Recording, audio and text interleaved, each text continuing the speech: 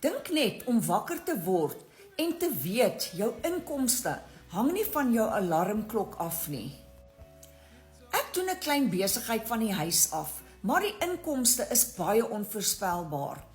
Ek moet een van die dae aftree, maar my pensioenfondse is glad nie genoeg vir my om af te tree nie. Daarom moet ek soek vir 'n manier waar ek 'n ekstra inkomste kan verdien.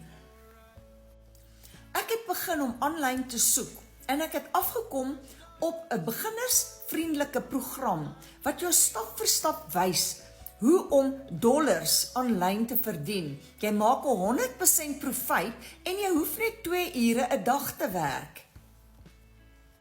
Vir jare was my roetine vasgevang met alarms en bekommernis dat my pensioengelde nie gaan genoeg wees vir my om af te tree nie.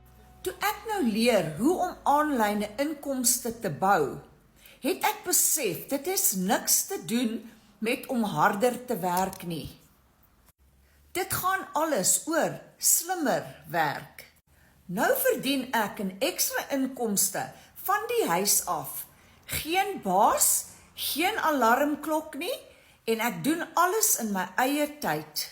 En ek het nou gemoedsrus en 'n nuwe doel in my dag. As jy reg is om jou oggend en jou toekoms terug te vat, begin vandag. Vryheid wag nie. Dit mag nog nader wees as wat jy dink.